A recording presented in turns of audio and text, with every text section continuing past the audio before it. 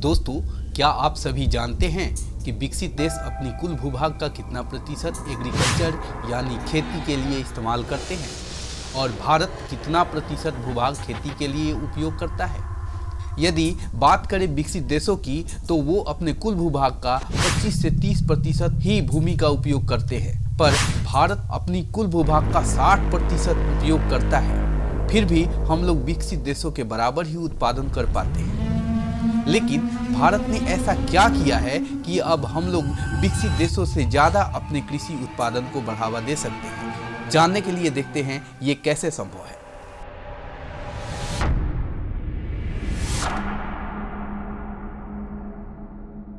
दोस्तों, ये वीडियो उन लोगों के लिए है जिनका मुख्य पेशा कृषि है या जो कृषि को ही मुख्य व्यवसाय के रूप में अपनाना चाहते हैं।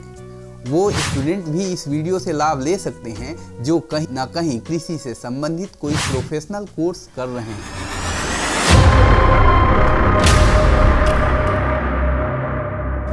क्या आप जानते हैं कि आधुनिक तकनीक अब किसानों को उनकी खेती से जुड़े निर्णय लेने में मदद कर रही है?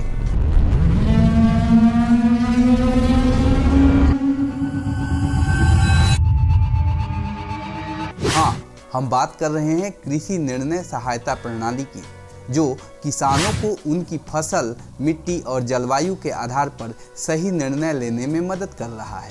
तो चलिए इस क्रांति को समझते हैं और देखते हैं कि यह कैसे हमारे कृषि क्षेत्र को बदल रहा है।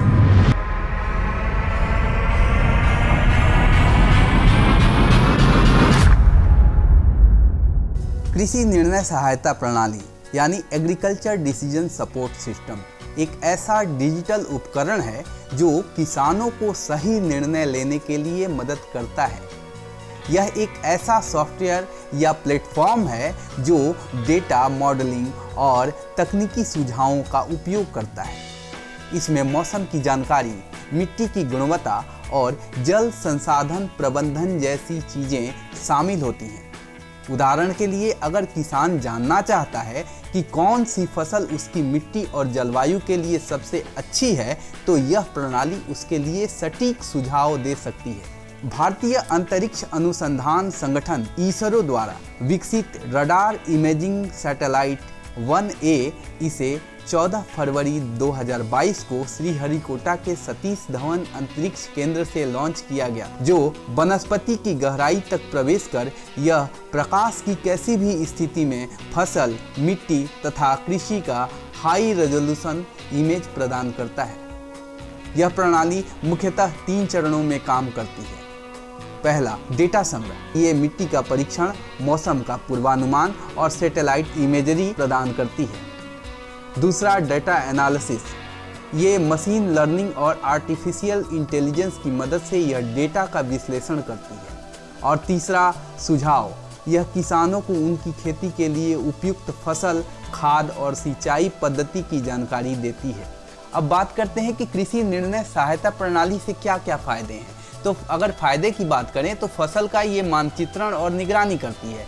कैसे कि यह कृषि निर्णय सहायता प्रणाली की मदद से फसल के मानचित्रों का विश्लेषण कर विभिन्न वर्षों के फसल पैटर्न को समझने में मदद करता है और यह जानकारी फसल चक्रीकरण की प्रथाओं को समझने में सहायक होती है। यह प्रणाली मिट्टी के नमी, जल भरण, फसल की स्थिति और सूखा की स्थिति जैसे विभिन्न संकेतों को वास्तविक समय की जानकारी प्रदान करती है। फसल, मौसमी निगरानी, अपने हितधारकों को मौसम के प्रभाव, फसल की कटाई की स्थिति और पराली जलाने के प्रभाव के बारे में भी जानकारी प्रदान करती है। इसकी मदद से फील्ड विशेषज्ञ को हर फील्ड यूनिट का सटीक विश्लेषण करने में सक्षम बनाता है, जिससे हर फील्ड की विशिष्ट जरूरतों जैसे मिट्टी के प्रकार, उसका पीएच, मिट्टी का सेहत आदि का विस्तार से जानकारी उपलब्ध हो जाती है। किसानों को पहले ही आपदा की चेतावनी मिल जाती है, जैसे बाढ़ के प्रभाव के आकलन से लेकर फसल बीमा समाधान और कई अन्य तक। कृषि निर्णय सहायता प्रणाली एक समग्र समाधान तथा किसानों को सही व्यक्तिगत सलाह, कीट हमले, भारी बारिश, ओलावृष्टि आदि जैसे आपदाओं की प्रारंभिक चेतावनी जो हमारे किसानों को सशक्त बनाने, सरकारी नीतियों को सूचित करने और हमारे राष्ट्र को पोषित करने के बारे में इसके अलावा भी कई फ़ायदे हैं, जैसे किसानों को खर्च में कमी लाती है, जैसे सही खाद और पानी का उपयोग करने से अनावश्यक खर्च कम होता है, प्राकृतिक संसाधन का कुशलता से उपयोग होता है, मौसम के अनुकूल निर्णय लेने में मदद मिलती है। तो दोस्तों अब बात कर लेते हैं कि ये प्रणाली कैसे उपयोगी है। तो यह प्रणाली छोटे और बड़े दोनों प्रकार के किसानों के लिए उपयोगी है। जैसे छोटे किसान सीमित संसाधनों का बेहतर उपयोग कर सकते हैं और बड़े किसान बड़े पैमाने पर कृषि को प्रबंधित कर सकते हैं। कृषि निर्णय सहायता प्रणाली को एक मोबाइल एप्लीकेशन, वेब पोर्टल या ऑनलाइन सॉफ्टवेयर के रूप में भी उपयोग किया जा सकता है। भारत के कई स्टार्टअप्स और सरकारी योजनाएं जो कृषि निर्णय सहायता प्रणाली को बढ़ावा दे रही है, जैसे डिजिटल ग्रीन, यह एक ऐसा प्लेटफॉर्म है जो किसानों को वीडियो के माध्यम से सिखाता है। दूसरा ICRISAT, जैसे कि किसी भी रास्ते में चुनौतियां और उसका समाधान भी होता है, वैसे ही इसमें क्या क्या चुनौतियां हैं और क्या क्या उसका समाधान है उसके बारे में भी जान लेते हैं। हालांकि यह तकनीक बहुत उपयोगी है, लेकिन कुछ चुनौतियां भी हैं, जैसे तकनीकी ज्ञान की कमी, इंटरनेट की सीमित उपलब्धता, शुरुआती निवेश का खर्च। इन समस्याओं को हल करने के लिए सरकार को मुफ्त प्रशिक्षण कार्यक्रम शुरू करने चाहिए। ग्रामीण इलाकों में इंटरनेट की पहुंच बढ़ाई जानी चाहिए। तो दोस्तों, कृषि निर्णय सहायता प्रणाली भारत के किसानों के लिए एक वरदान साबित हो रही है और इससे न केवल किसान अपनी आय बढ़ा सकते हैं, बल्कि भारत की कृषि व्यवस्था को भी मजबूत बना सकते हैं।